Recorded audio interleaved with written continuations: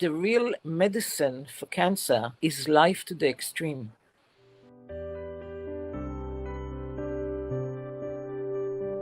Here we are live. Good evening from Israel and good morning, my wonderful host, Rose Hoyi. Boker Tov, good morning. Good morning, Tova. This morning, we're introducing Gila.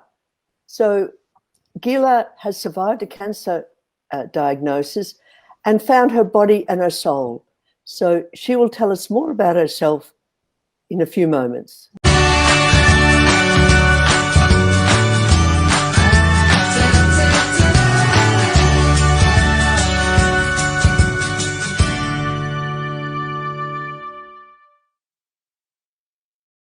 Now, Gila survived a cancer diagnosis, and she wasn't really given a great deal of time to survive it. And she turned her life around, and now she wants to share her story. So, Gila, first tell us a little bit about yourself and what happened, and then how things went for you afterwards. And now you're sort of talking to people around the world about your journey and how maybe they can turn their lives around. So welcome, Gila. Thank you so much, both of you. And thanks for everyone who's watching at the moment for being here.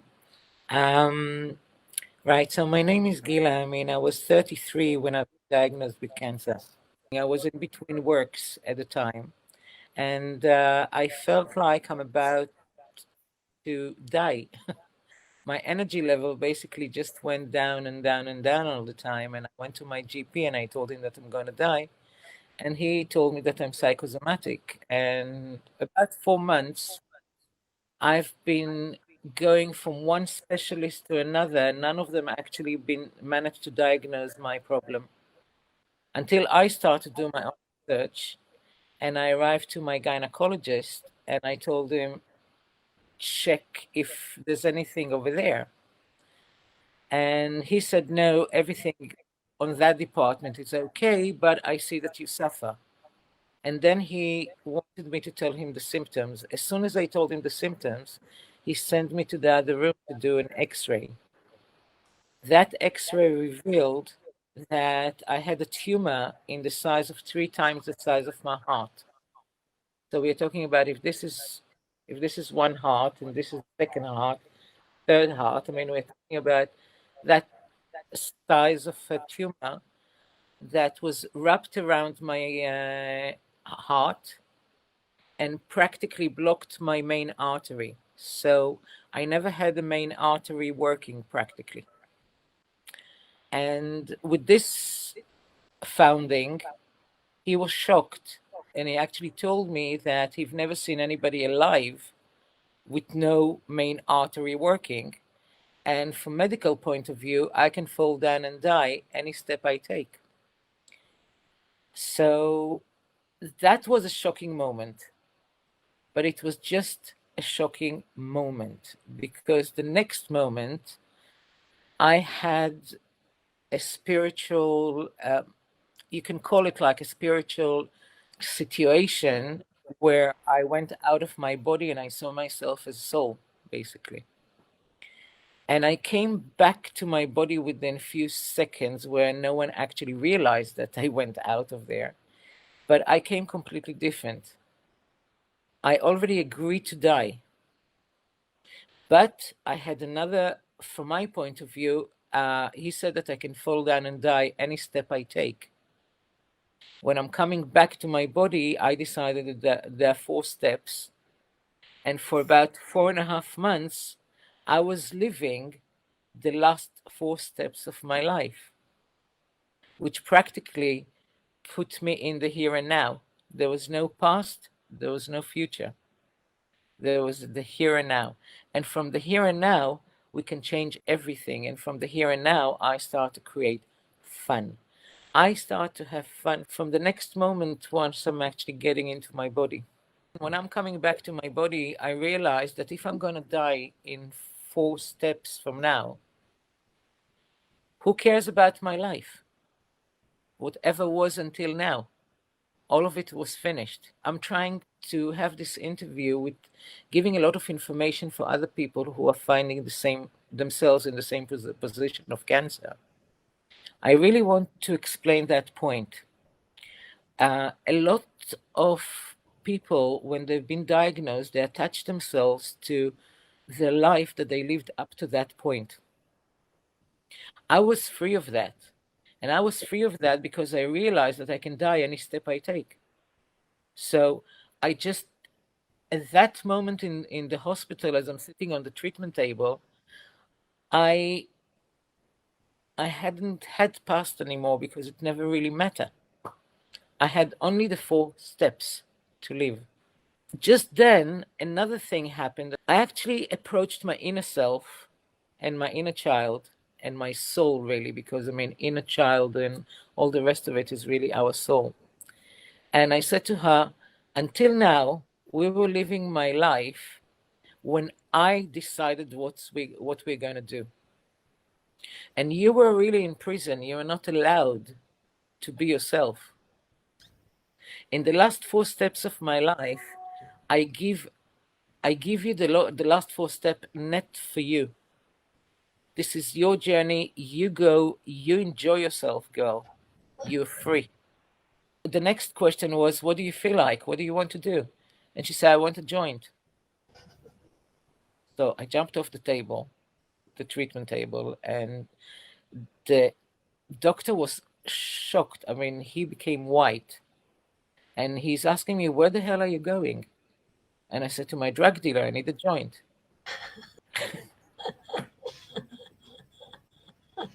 And he was looking at me and he said, didn't you understand what I just explained to you? So I looked at him back and I say, look, if you don't understand why I want a joint, could it be that you didn't understand what I told you?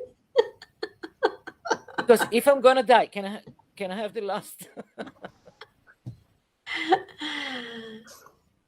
Can I have the last joint, basically? And from that point onwards, everything rolled very, very fast. And I was enjoying every single moment.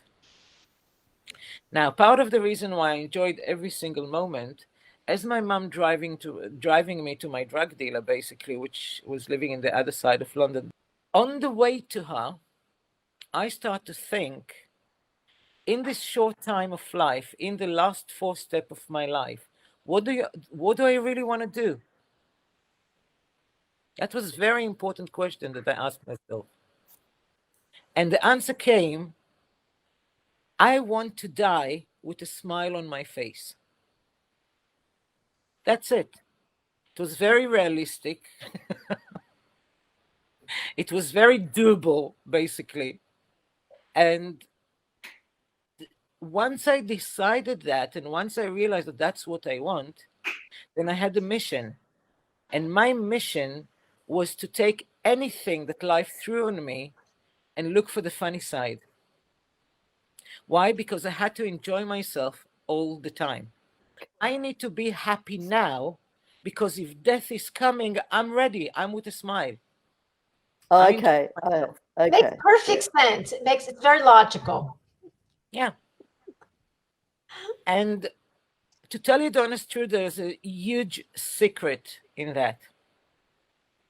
Because what actually happened later on, when I learned about cancer and I learned about the biology of cancer and everything, very quick, by the way, because I healed within 4.5 months, okay? But when I learned about all of this, what you really need to do in order to heal and in order to help your body heal the cancer, you just need to raise your vibrations. You need to be happy. This is not people's first reaction, and usually it's the opposite, and then their whole chemical nature begins to shift, and they begin to create a neural pathway that says, this is bad, this is terrible, this is wrong, I'm a victim. So already you're shifting the consciousness, but it's not easy. So let's just continue. It's not easy. It's just, I was lucky. I was lucky to be diagnosed at the end. Wow. I had to face death. in any moment. And that set me completely into the right path, because as I'm leaving the doctor's office, I need to ask myself, okay, what do you want? What do you want to have in those 4 steps? Because it was very real. For 4.5 months, I was in my consciousness, I was walking the last few steps of my life. And because of that, because I chose, I want to die with a smile, that turned the whole thing. That's the reason why I said there's a big secret over here. What I do these days, I mean, for the last 25 years, ever since I healed myself, I'm teaching other people how to heal as well. Now, I have a bit of a problem over here. Why? Because most of people who've been diagnosed with cancer really want to take the subject of death really very far away from them. They hardly want to deal with that. They hardly want to talk about it. So what actually happened, the biggest teacher, I mean, if I'm looking at my experience with cancer, the biggest teacher is not cancer. The biggest teacher is his cousin that comes with it, which is called death. So true. What about fear? It's the fear of death. It's the fear of all the things. And that's part of the reason why in the middle of my workshop, which I'm giving to people, we going through the step, which I'm calling it to accept to die. As long as you're not accepting dying, you cannot really live fully. It's a magic thing. I call it like, you know, this kind of box of medicine, which have this trigger against children, so children won't be able to open. Yeah, like a lock, a safety lock. Safety lock, exactly. And you need to push it down in order to open it. Like you're going exactly the opposite way in order to open it. Down to open it. Exactly. Clever. And that's exactly what I'm doing with the people who I'm teaching. We are going into death in order to release the fear, in order to be happy in the here and now, in order for you to be able to use all your energy for life. Yeah. Now, the biggest teacher is not cancer. The biggest teacher for life is death. So true. And true. Now, because that's the reason why I call myself lucky. Why? Because I had to deal, the first thing I need to deal was not with cancer. I needed to deal with my death, which is coming. The death is the biggest teacher, and that's whom I received most of the wisdom from. Also, another thing, people don't realize it, but very, very close to, if you have a big darkness next to it, even the lightest light, the smallest light, will be big. It's extreme. Okay. Contrast, exactly. Artist knows it. Like artist using it, you know, like next to the white, you will have the black, in order to create that contrast, so we can actually see it better. And it's the same thing with death. What actually happens? We don't really die. We have one part of us which never really dies, which is called our soul. Okay. Now, our soul, because it never dies, it's an eternal part of us. As soon as we're arriving close to death, our soul come and join us, because that part of us is the only one which is continue onwards. So really, if you're not afraid next to death, and then, because when you're afraid, you don't really see anything. When you're not afraid anymore from death, that's when you can open your eyes and you can actually see what is there. And what I found there was my soul, my eternal soul.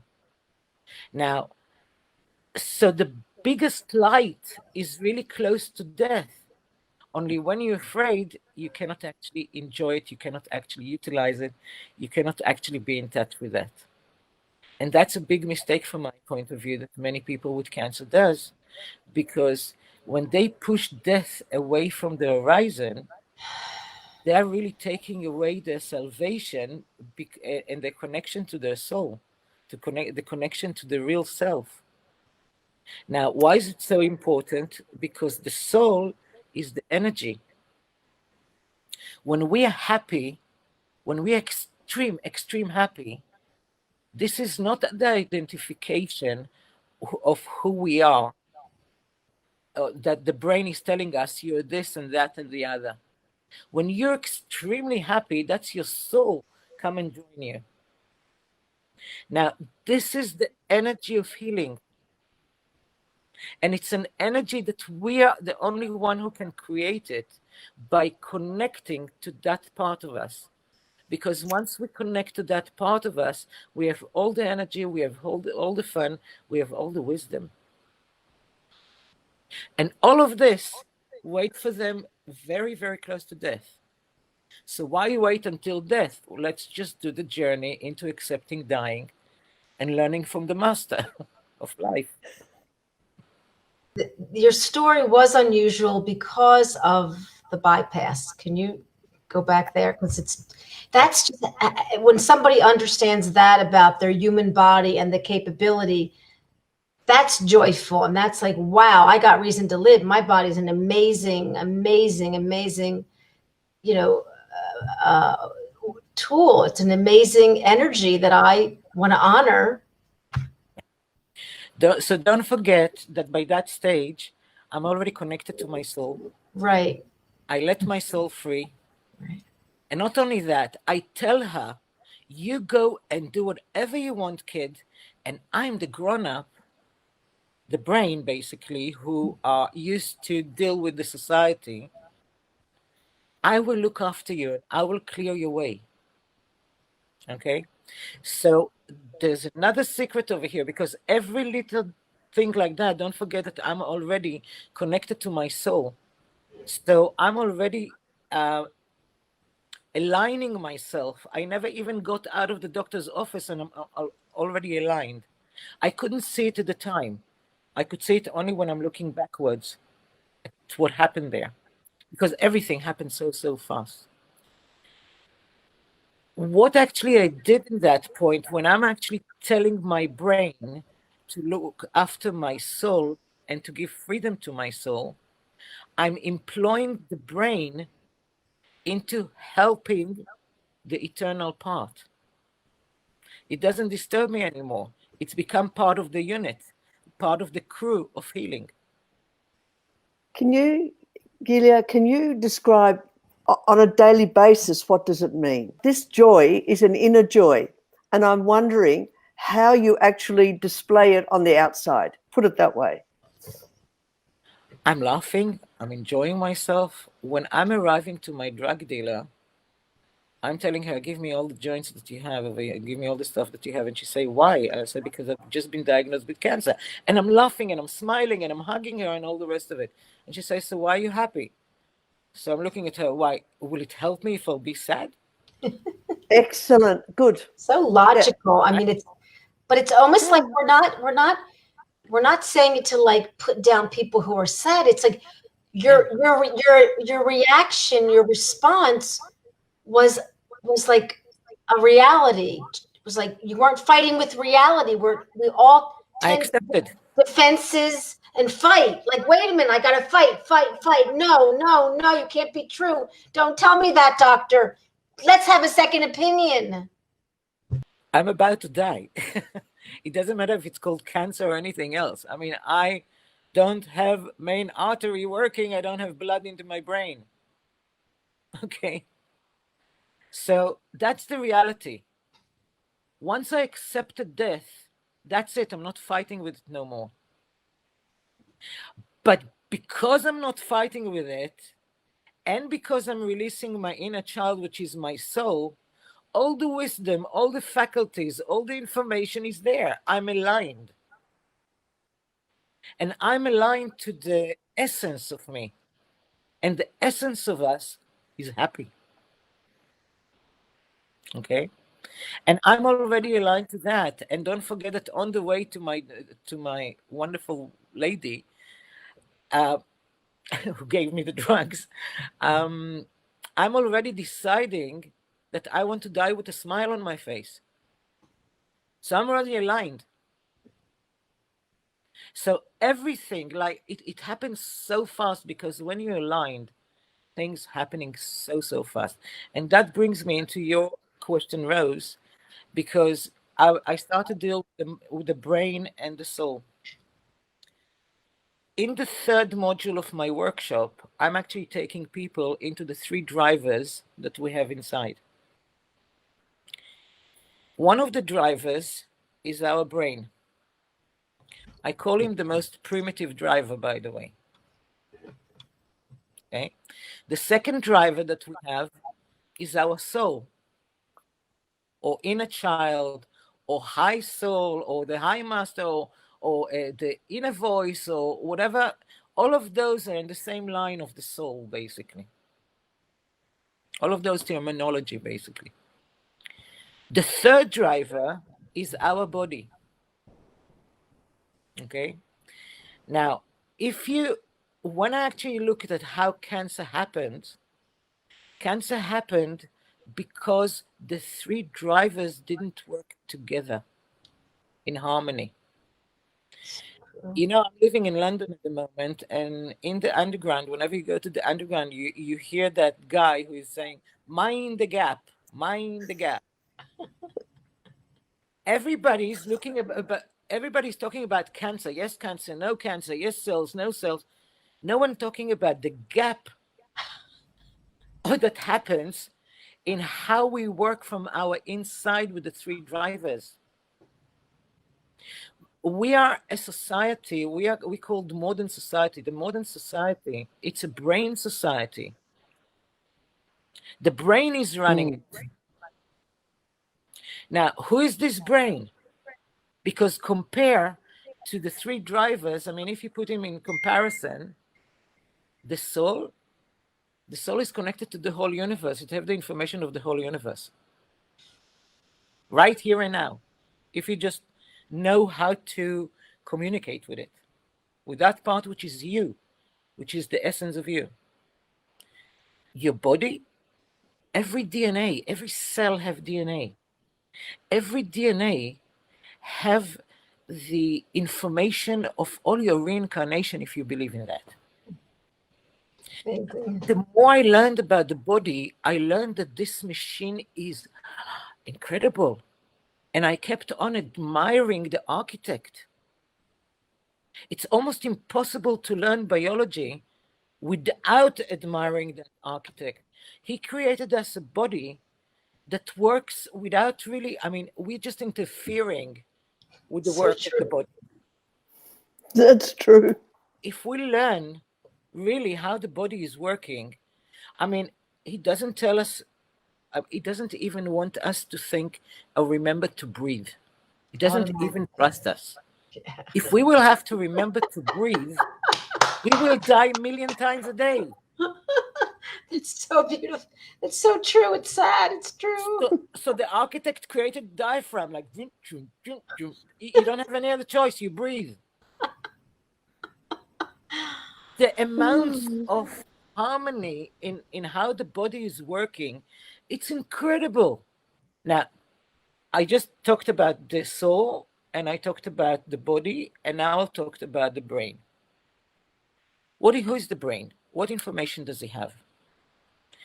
The brain have information as old as you are.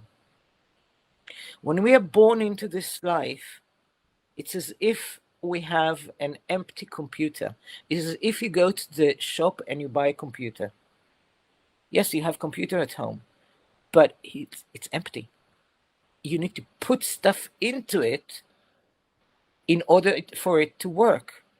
And that's exactly what happened with the brain. We're coming with empty brain practically. And now, for the first 3 years of our life, we start to create synapses, which start to create the map of our brain. It's creating the map of our reality. How do we create it? If you look at children, and every mother will know it, she needs to read the same book again and again and again and again, and repetition creating that. Now, in the age of 3, we have another problem. We start to recognize us in the mirror as us. That's the birth of the ego. I'm separated than anybody else, because until that point, the child don't think he's separated. That's right. He's still one. So in the age of 3, he started to create the ego. And later on, I mean, this brain is running on automatic pilots on whatever we learn. And it's the most primitive of our 3 drivers. Now, what happened in our modern society, and it's no wonder that so many people have cancer. Why? Because our society it's a brainy society. It's running by the brain, not by the emotions, not by the feeling. Not only that, the brain, because it has the ego, his friend the ego, he wants everything. Right? Now, the brain doesn't really have to do a lot of things. He just needs to think about it and say, right, I want this and I want to be first, because you have the ego. Who needs to do that? The body. The body becomes the slave of our brain. Now, the brain doesn't like our soul because we call it inner child. It's not a child. It's a child-like. I don't like to call it inner child. I like to call yeah, childlike. It's so appropriate. Yeah. Why? Because it's the most clever, but because it's free and because it haven't got time, it's a childlike. It's not predictable. It doesn't talk about the future. It haven't got future. It doesn't have past. Because it's in the moment, exactly like a 3-year-old kid. But it's not a 3-year-old kid in the faculties and understanding or knowledge, because there is the highest knowledge around. Right. Now, the brain doesn't like it. Why? It's the same thing if you need to go to work every day with a 2-year-old kid. If you need to go even to see your bank manager with a 2-year-old kid, he will drive you crazy. You won't be able to do the meeting. Why? He will take the attention. He's unpredictable and all the rest of it. So what do we do with the children? We put them with a babysitter and we go to the bank manager with our brain. Okay? So the brain doesn't like the inner child or the childlike soul, and he's locking it. He's saying, no, you cannot do this, and no, you cannot do that. If my soul will say, I want to do this and this, my brain will say, you can't. We need to do this and this and that, and we don't have time, we don't have this. And that's the conflict. That's the conflict. Exactly. That's the gap. That's the gap. That's the gap. And who is suffering the most? Our body. It's indicating from here to doomsdays, but we're living in a society that tells us that there's nothing inside us. If you have any problem, you need to go to somebody external than you. We have experts, we have doctors, we have psychologists. We can fix anything but from the outside. You cannot fix it yourself. Excuse me? I'm the driver of this vehicle. And I have another 2 drivers which no one told me about. Right? So all of this is happening and our body is indicating to us. No one even told us about it. We just know when he's indicating when he's hungry, when he needs to go to the toilet or stuff like that. That's it. Excuse me. We have an intelligent body over here that indicates to you all the time where he is. And we're just like blind and deaf. We don't hear, we don't listen. We're too busy making schedule of our brain about what he needs to achieve and where he needs to go. And that's the basic problem. Now, because I was in a very special situation, why special situation? The doctors in my state, didn't even believe that I will arrive to the biopsy, let alone to the treatment. It was a non-Hodgkin's. In 1995, now they know how to deal with non-Hodgkin's. In 1995, there was not really proper drugs, tested drugs for non-Hodgkin's. For Hodgkin's, they had. For non-Hodgkin's, they didn't. So I was basically a test bunny, okay, for their treatments. And I'm not a bunny of anyone. If I'm a bunny of anything, a test bunny, I'm going to be mine. And that's what I did.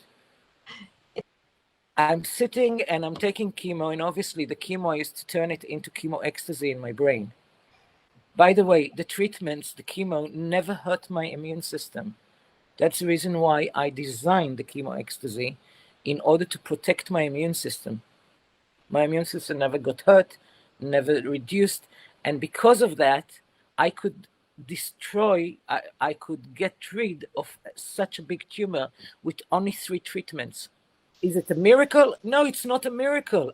As I learned the cancer, I learned the biology of the chemo, and I learned how it's working, and I just stopped it from harming, and had fun while I did it. And by the way, one of the side effects of chemo ecstasy, no side effects. So how did you stop it from harming? That's a secret that I need to teach it. You basically need to stop the immune system. The problem is not the chemo. The problem is when the immune system is attacking the chemo. Any cell which is going to be, which is in a stage of mitosis in your body while chemo is around, will get hurt. Yeah. That's the whole idea of chemo. Exactly. Now, if my immune system starts to get into this fight, it's going to get hurt. Yeah. And? I stopped it. My immune system never got involved. I came to such a degree, I call it bodish. I know how to talk to my body to such a degree that I could close my immune system and I could turn it up and I could shoot it up. I teach it. So you welcome the chemo. Is that what you're saying?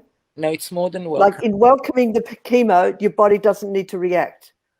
Yeah, but it's more than that. It's actually on a level that I knew if it's working, because if I had side effects, I knew that my immune system went out and I need to bring it back from a movie. It's a whole thing. It takes me another 60 hours to teach it.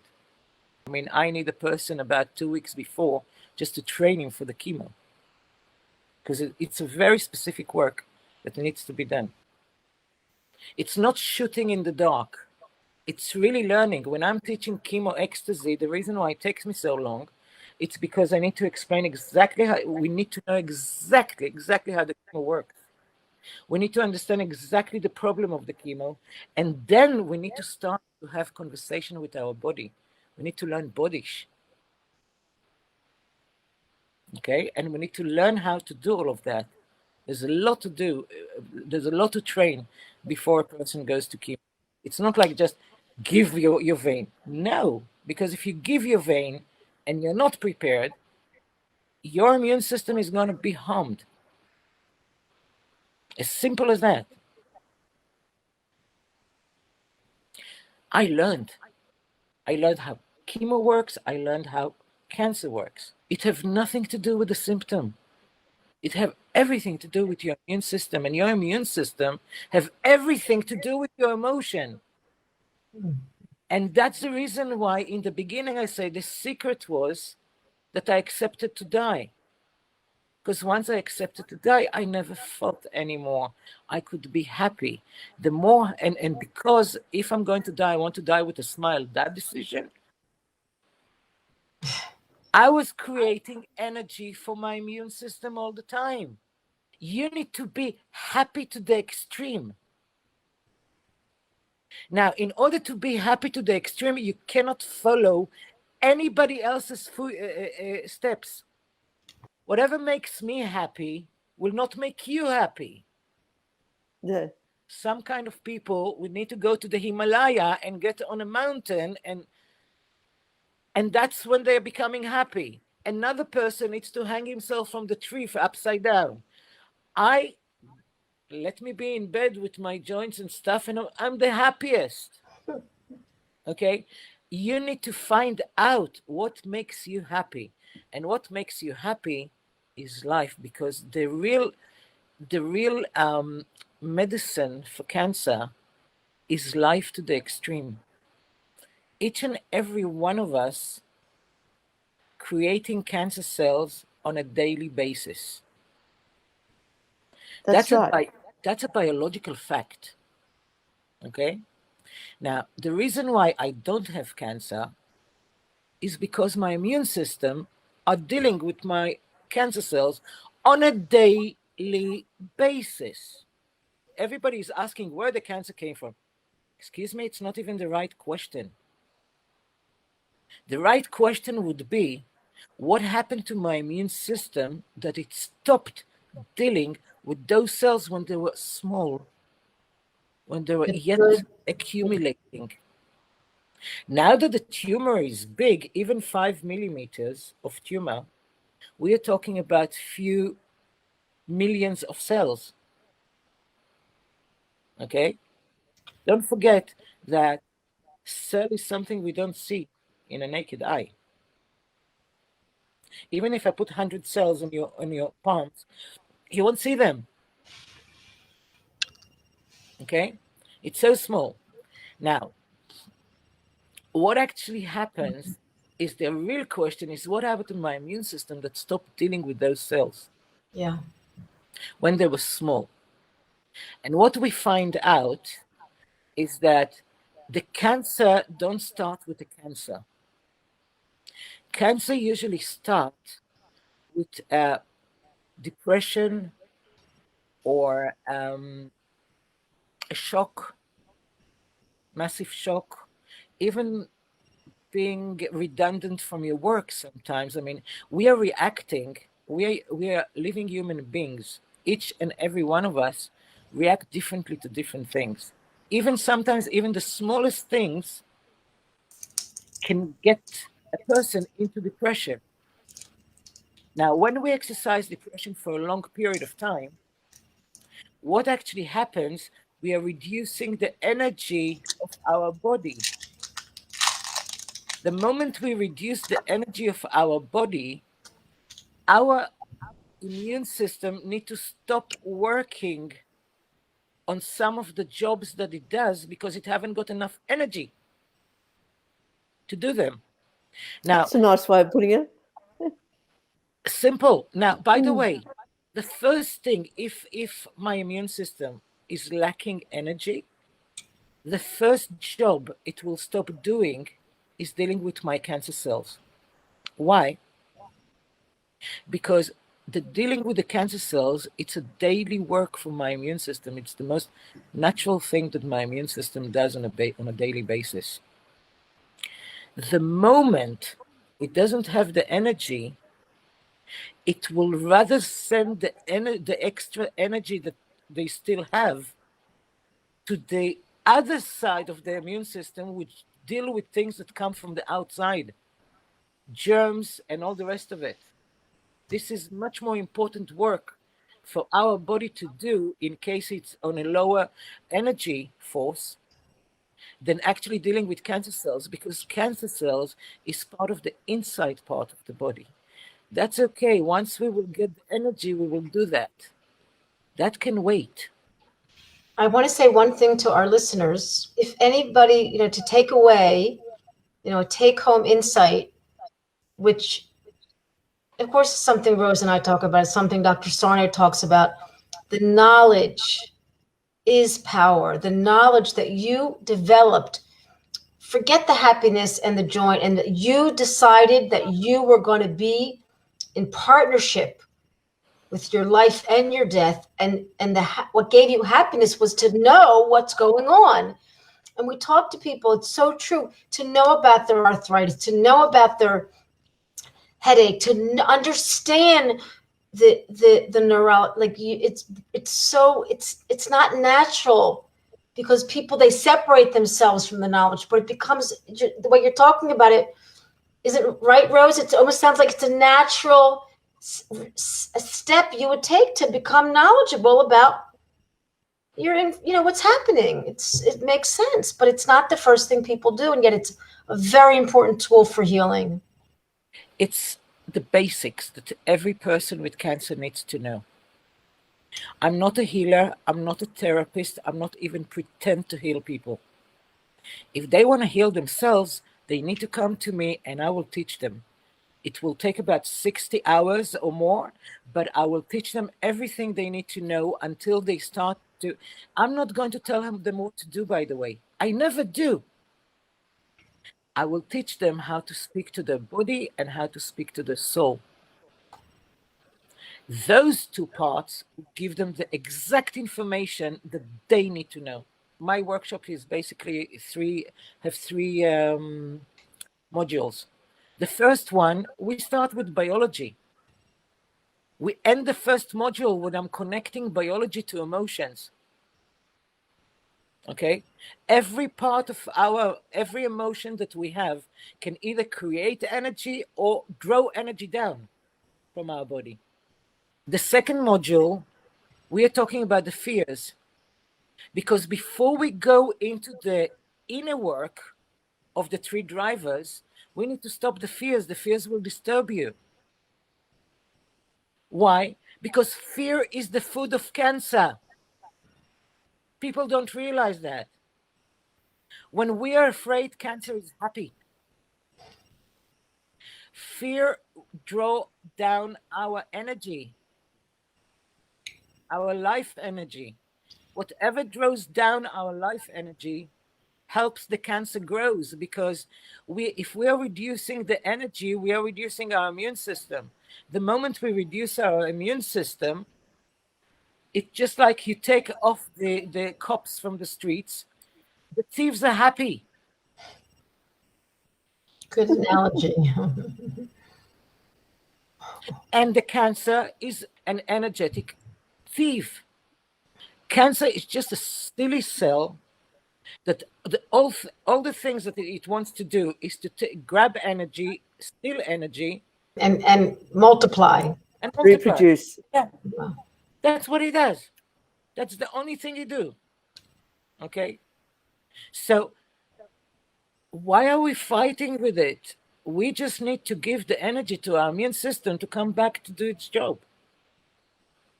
So what I'm saying cancer did not start with a cell. Cancer started when we, without us knowing it, were living for a long period of time. And by the way, this is what I'm underlying from the sentence, long period of time. We are very adaptable. The architect who created this body and created our life, created it in a way that we can be very adaptable.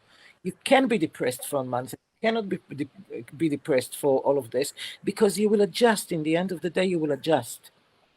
And depression becomes the norm, you mean? Once the depression, or once the lower energy is being practiced for a long period of time,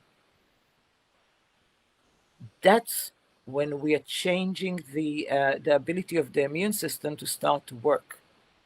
And we actually, it's like, okay, Tova, you're in Israel, I'm an Israeli, I was in the army as well. We know that we are treating army in a different way than I think most of the world. Okay? What happens if Israel will take half of the budget of the army and cut it down? The army will have to stop doing things. Where will the army stop doing? Will it stop doing in the front, where it's the most danger?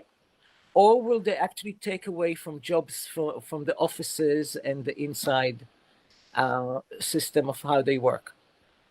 Of course, they will take it from they will not touch the border. That's important. And that's exactly how our immune system works. You know, in Israel, we call it Tzahal, which is the army to protect Israel. You know how I used to call my immune system? Tzahag, the army that protect my body. I had white soldiers who were protecting in a much better form. I'm not a cell. I keep on telling to people, you cannot fight cancer. You're not a cell. In order to fight cancer, you need to be in the size of a cell, and you're not. This makes perfect sense. Okay? The only one who can fight your cancer is your body. Your body is suffering from cancer many, many months before you even knew that you had cancer. Who is suffering from the cancer? Not you. It's your body. Then you went to the doctor, and the doctor told you that you have cancer. Only one part of you have cancer, and it's the part which called the body. So why are you fighting your cancer? You need to support your body. I know that with cancer, the person who comes with the drama and say, I have cancer. No, you don't. Your body have cancer. And what you're supposed to do, you're not supposed to fight your cancer. You're not a chemical. You're not chemotherapy. Chemotherapy, I understand, fights cancer because it's on a biochemical level. Okay? Doctors are doing with the chemo, that's fine. It's on a biological level. But what are you doing when you're fighting cancer, for God's sake? What you need to do, you need to heal, and you need to support the body. And the more happier you are, the more your body will be supported to do its work. Because cancer doesn't like happiness. Of course.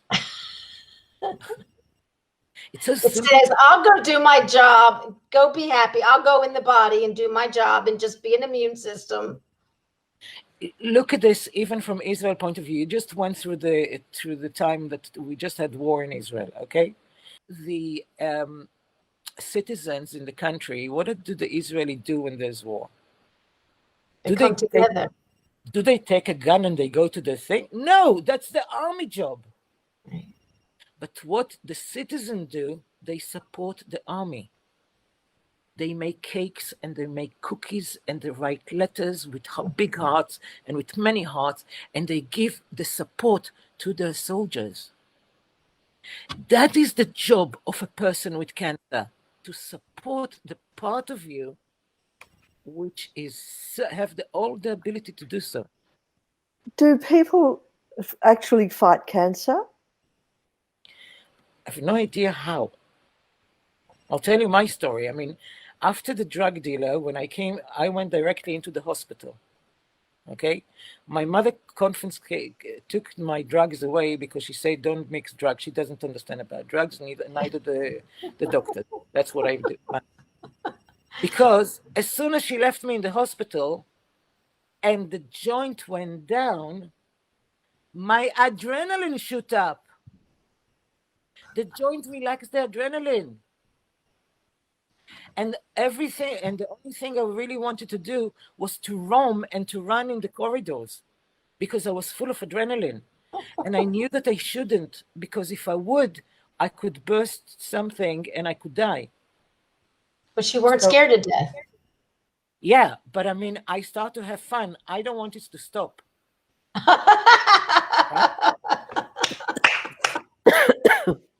That's the reason why I healed, because I had fun. Let's continue with the fun. Now, I was in a borrowed time. I wasn't living my life or anybody else's life. I was in a borrowed time, and in a borrowed time, you're free. I missed my cancer for years because of the freedom I had in it. People don't realize it and they don't understand it. Okay? Yeah. Now, so as I'm sitting over there in the hospital and I realize that I cannot roam the corridors, I start to ask myself, what should I do? Now, our surrounding, they're all talking about fighting cancer. So my brain gave me the information. You need to fight the cancer. I said, no problem. I'll fight the cancer. That was my first reaction. 2 seconds after, I find myself like this. And I'm looking at my fists. And I'm looking at the Rambo eyes, which I'm giving to the wall in front of me. what the hell are you doing? You just stressed your whole body. Yeah. That's the only thing you did. Cancer is not on the wall in front of you. Cancer is inside here. So unless you're going to punch yourself inside, you don't really fight anything. And then the next thought was, but every person with cancer which I've met up to that point said that he's fighting cancer. And then I came with the idea like, Gila, you're so stupid. Everybody knows how to fight cancer. You don't. Just leave it. And I did. Now, what happened when you don't chase something? You find it because you don't put the attention onto it. As soon as I say, you stupid, leave the idea, you don't know how to fight, the next thing happened, I have a sentence being dropped, practically dropped in my head. And the sentence said, know your enemy. Now, know the enemy started to sound so logical. And then I realized that's exactly why the doctors wanted me in the hospital. Why? Because they want to capture some cancer soldiers from my body and interrogating them under the light in a petri dish, you know? That's exactly what they do. They wanted to write a chapter in a book. They wanted to write a chapter in a book. No, before the doctors even start to fight the cancer, and the only people who do fight cancer are the doctors. Why? Because they are fighting on a cellular, on a biochemical level.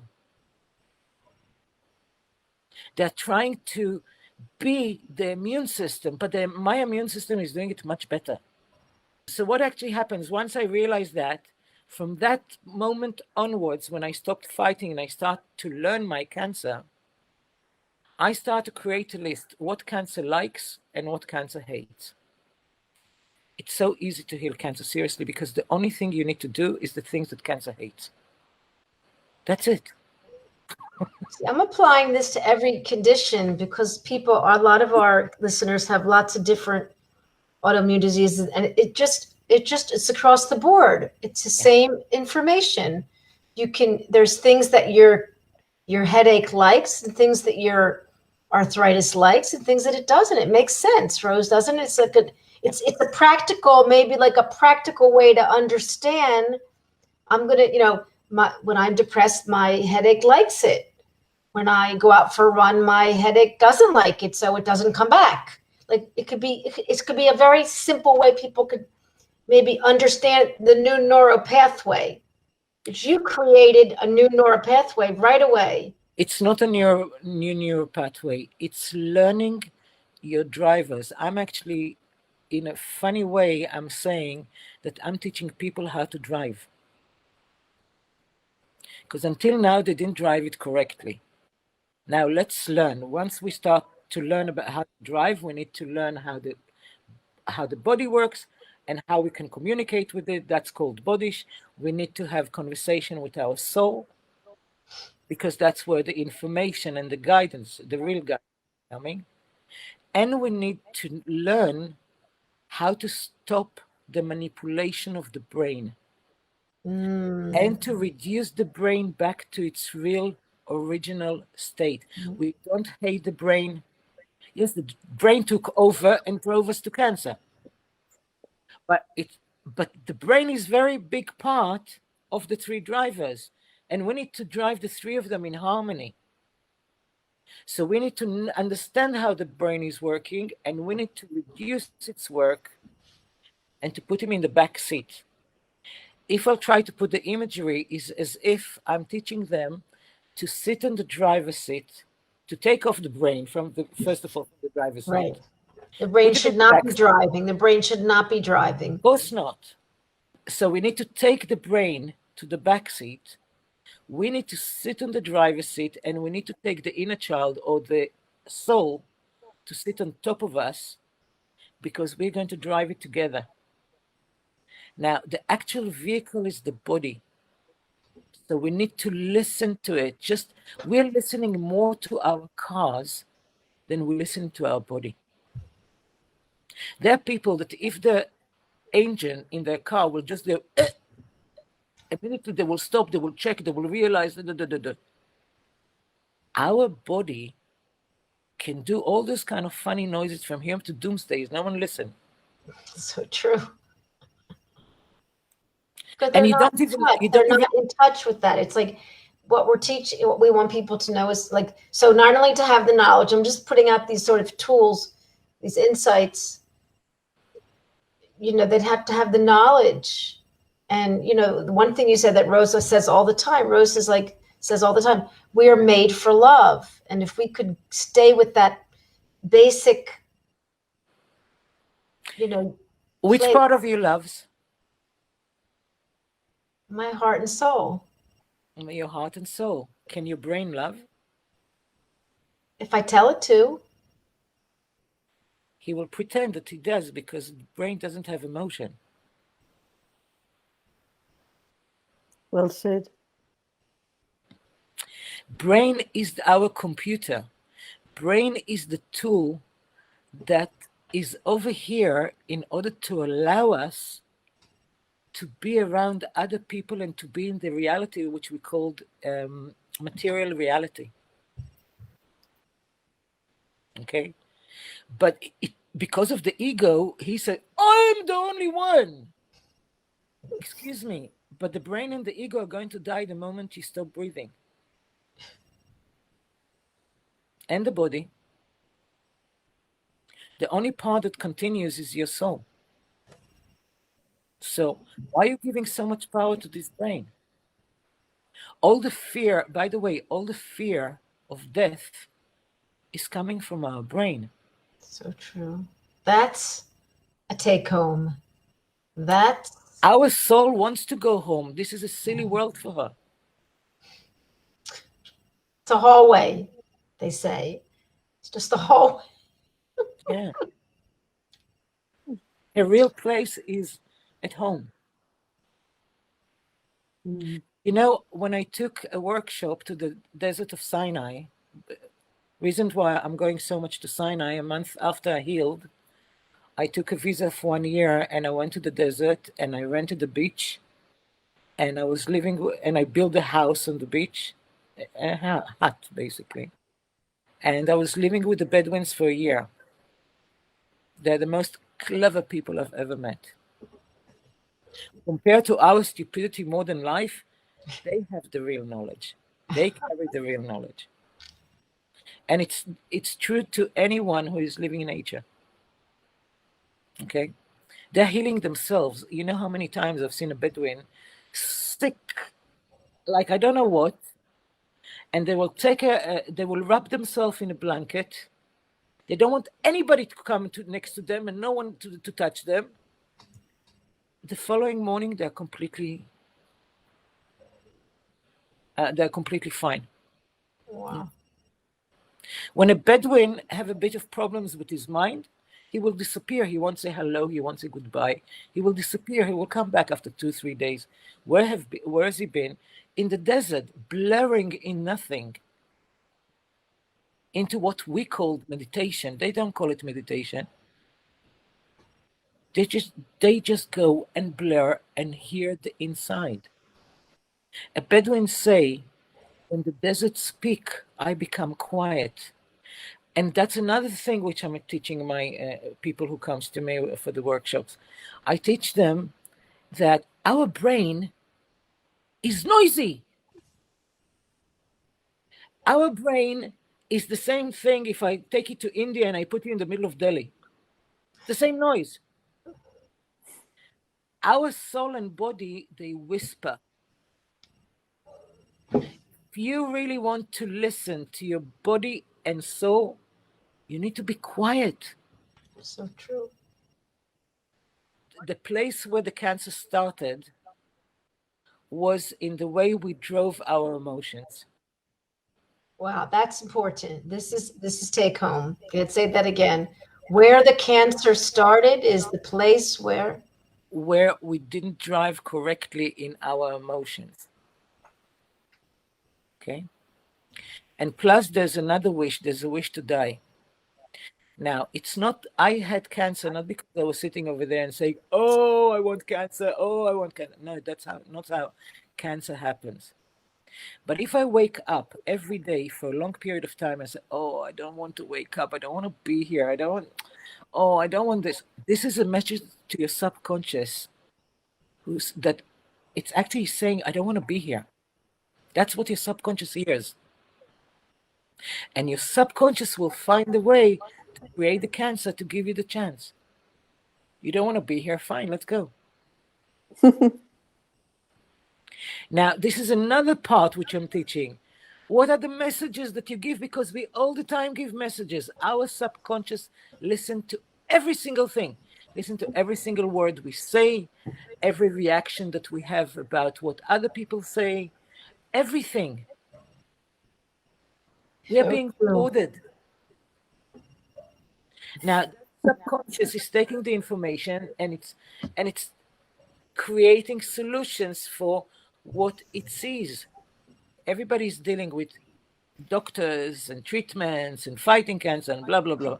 But no one really takes care about what is the message you give your subconscious now, in the here and now, after they've been diagnosed. Now, I learned that in cancer, we have two parasites, not one. The first parasite is the cancer. Why it's a parasite? Because it doesn't create its own energy.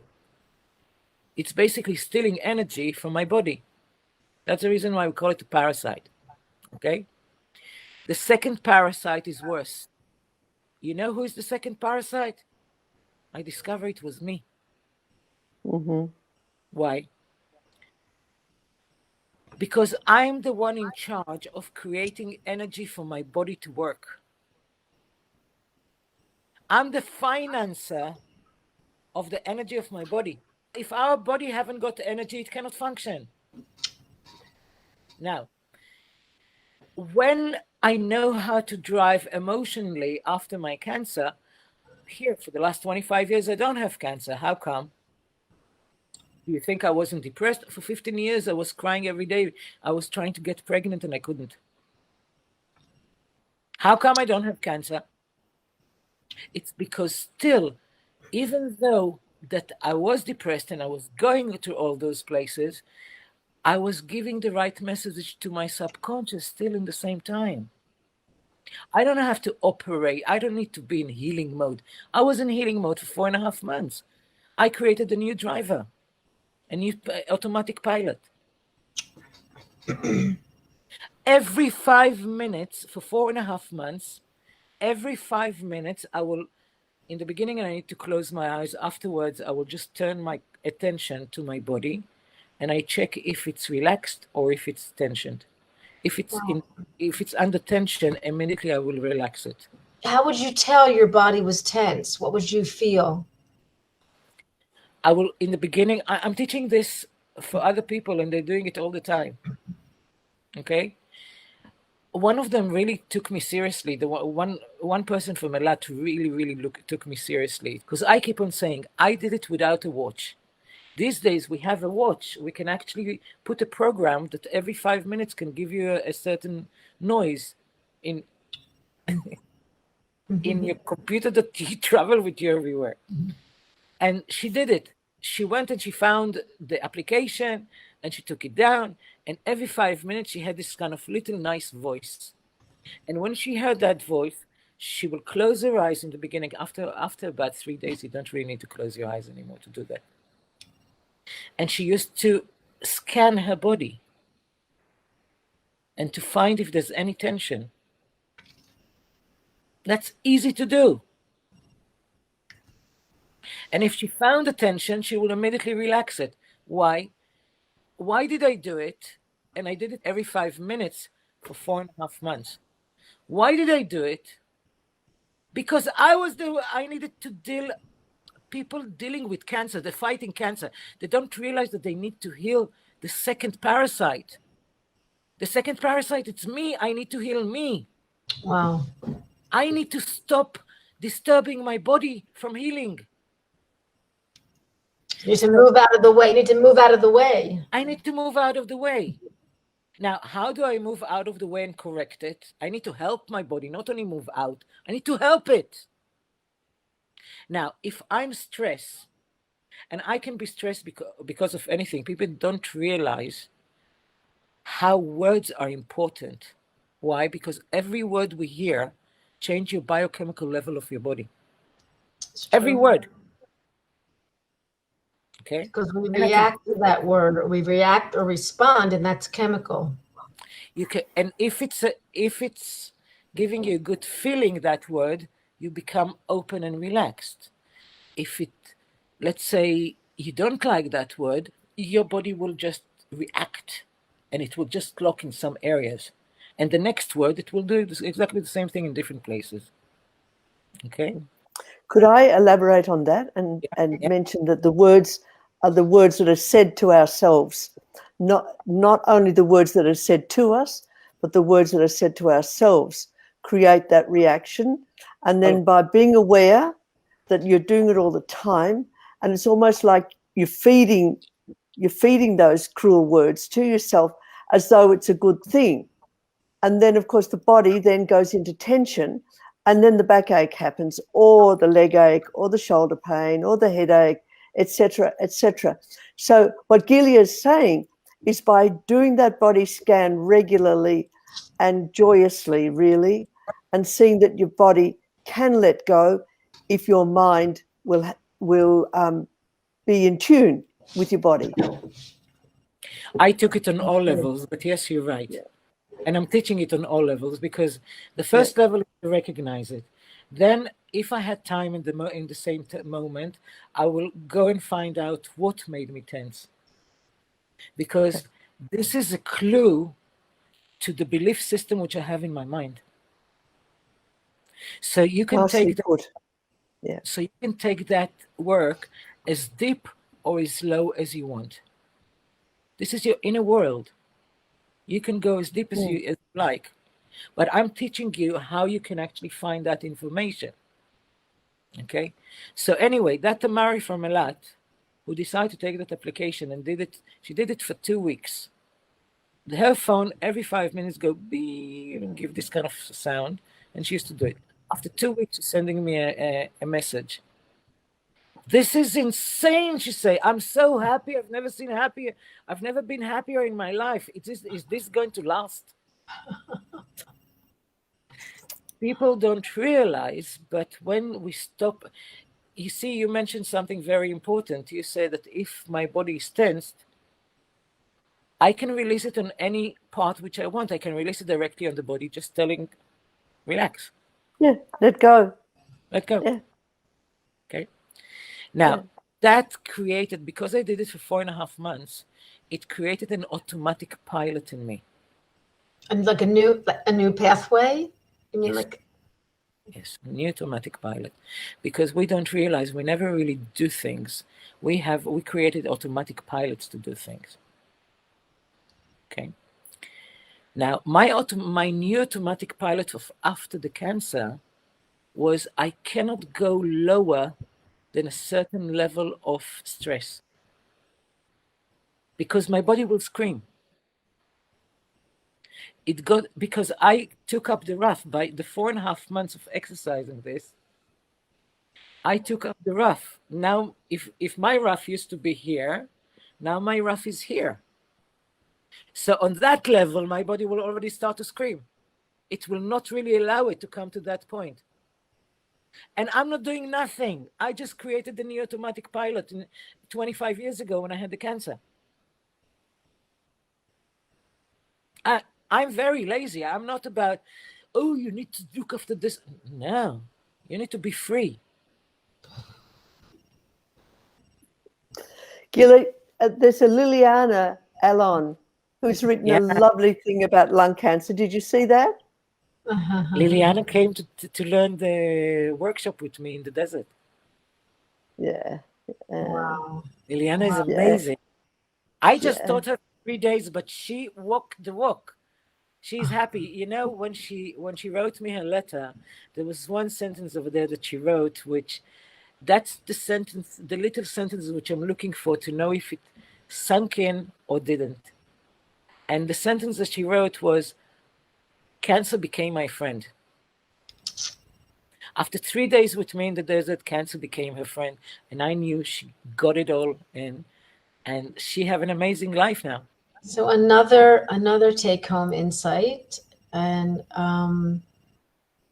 would be, Your look, disease is your I friend. call it to fall in love with your body and to love your pain. And some people, what do you mean accept love? I can't love, like, I can't, how can I love my pain? They say, how can I love my pain? I'm like, I know it's not easy. Like it's like it's not easy for a lot of people. There's this fear of letting go. Like this is another, another show.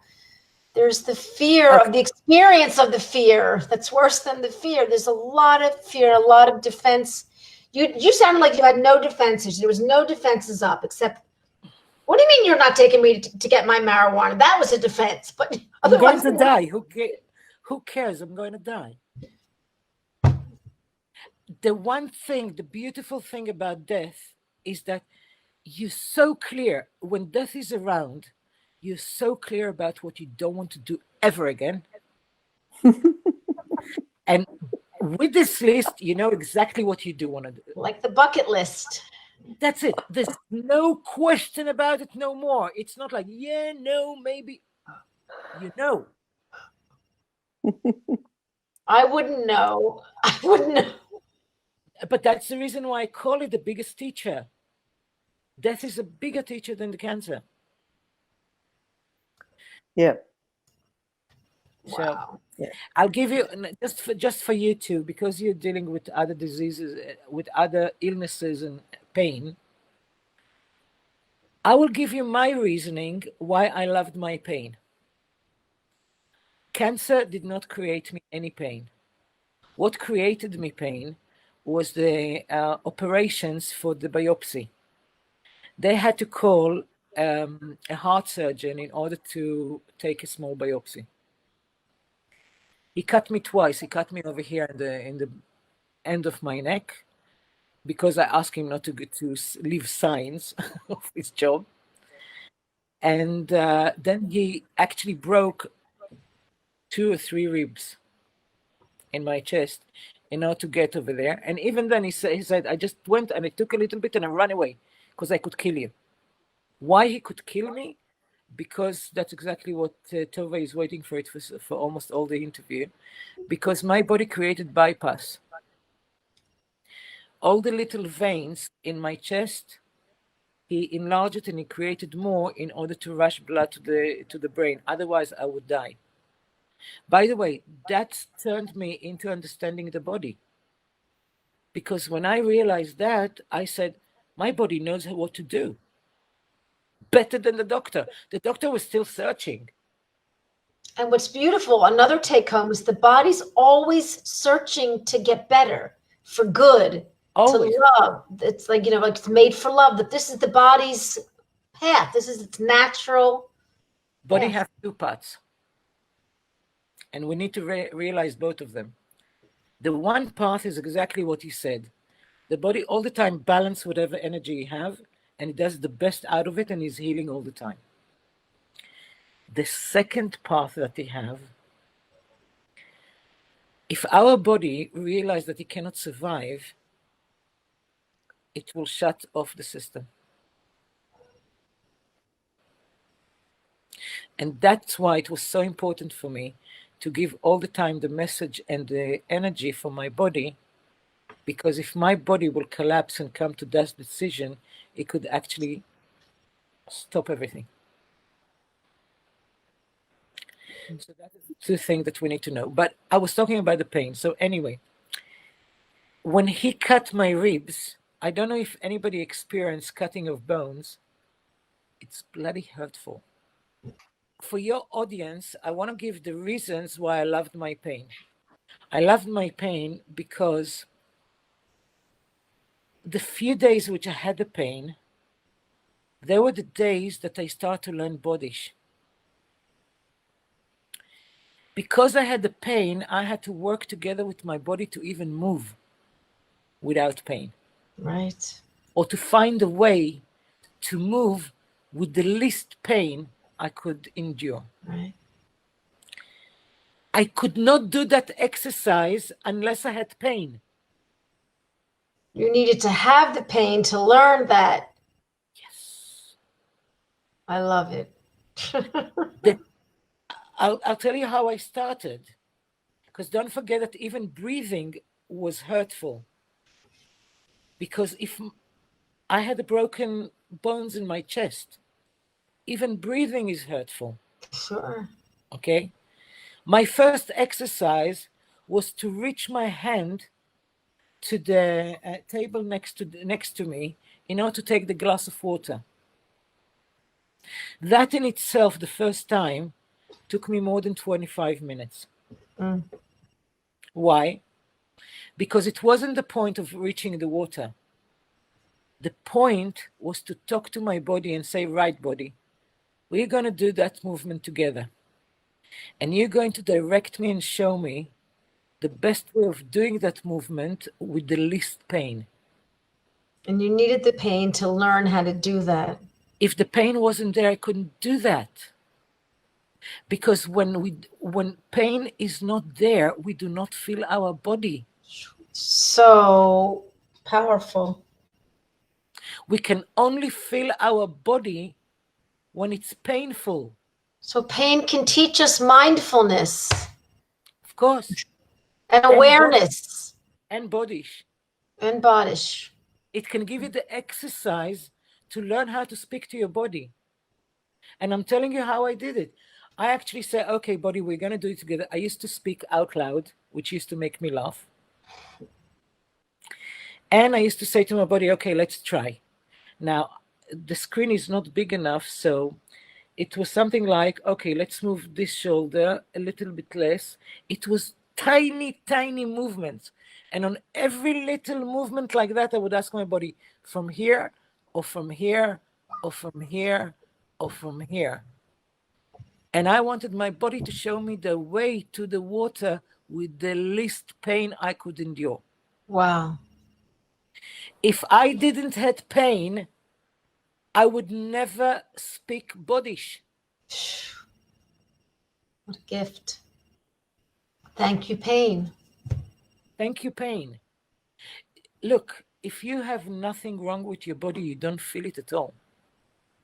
But if you have the littlest cut in your finger, suddenly your finger, you notice it. And the body only deals with one pain at a time. All of a sudden, one big thing will hurt, another thing will. So it's interesting. Exactly. Wow. You're not the typical person, and yet you're not a guru sitting on the mountain. You're not the Dalai Lama. What you have is accessible. It's not reachable. People can even, they say they can even start to do it and then have the habit. They don't have to even, they say, fake it till you make it. I believe in that. Seriously, this is the basic that every person with cancer needs to learn. So, regardless if they're going to the doctors or if they're going to alternative, they need to learn this information. And I designed that workshop so it will give them all the information so then they can go and they do it themselves. Because seriously, I can take them to the gate. I can take them to the gate of how to talk to the body and how to talk to the soul. What happened from there on, it's up to them. Yeah. It has nothing to do with me. I believe there's God over here, and every person have his own route to take in this life. So true. And if you want to know your specific way to heal, you don't need to get this information from me or from anybody else outside of yourself. You need to take it from your body and your soul. They're the only correct places where you will have the best correct information for you. It was just wonderful to talk with you. And I know Rose and I enjoyed whatever. I think, Rose, this has been a really special show. To hear it from this end is just, I'm in awe. And the beauty of it is like, it's accessible. I don't want any of this to scare people like, oh, no, it's accessible. It's right here for the taking. Milena, who is on the chat right now. Yes, hi, Milena. So good to see you, dearest. Yeah. Milena is an amazing woman from Sweden. that we just finished workshop with her, and she gave me a permission to expose it and shoot it all and record it. So very shortly on my website, we're going to put all the workshop that Milena took, which is about 60 hours of videos, that will be available for people to purchase and to be able Wow, to learn. amazing. I love you, my dear. I'm so happy that we're in each other's life. And blessings to everyone. Have a wonderful evening. Have a wonderful rest of the night. And I love this star that we're on together. I'm really blessed. So thank you so much. All the best. Lala Tov.